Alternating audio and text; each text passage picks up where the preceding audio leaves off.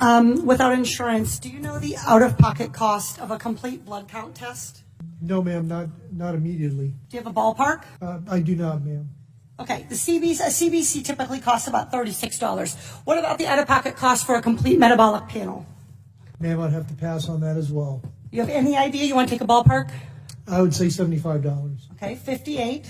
Getting closer. How about flu A? Ma'am, I would take a guess at about maybe 50. 43. This is like the Price is Right. Flu B? I would probably say 44. That's good. How about the cost of an ER visit for someone identified as high severity and threat? I'm sorry, ma'am, what was the question again? How about the cost of an ER visit for somebody identified as having high severity or high threat? High severity, but ma'am, that's probably about $3,000 to $5,000. Okay, that is $1,151. This all totals up to $1,331. That's assuming they aren't kept in isolation.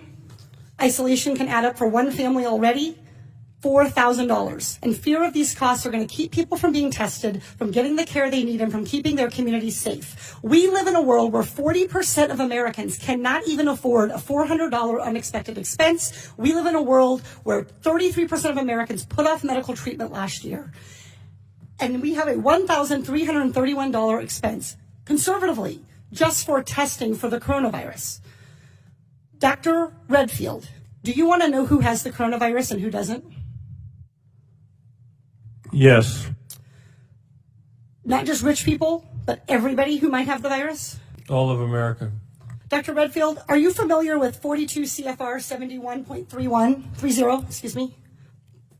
I literally communicated to your office last night and received confirmation that I was going to be asking you about 42 CFR 71.30.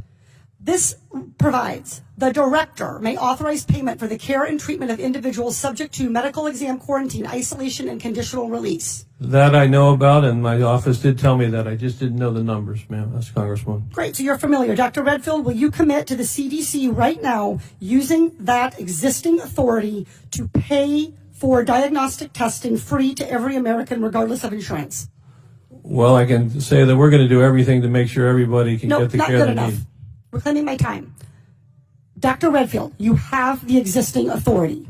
Will you commit right now to using the authority that you have vested in you under law that provides in a public health emergency for testing, treatment, exam, isolation without cost? Yes or no?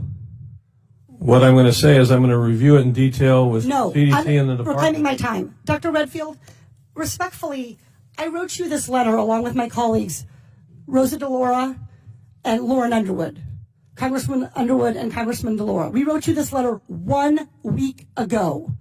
We quoted that existing authority to you, and we laid out this problem. We asked for a response yesterday. The deadline and the time for delay has passed. Will you commit to invoking your existing authority under 42 CFR 71.30 to provide for coronavirus testing for every American regardless of insurance coverage? What I was trying to say is that CDC is working with HHS now to see how we operationalize that. Dr. Redfield,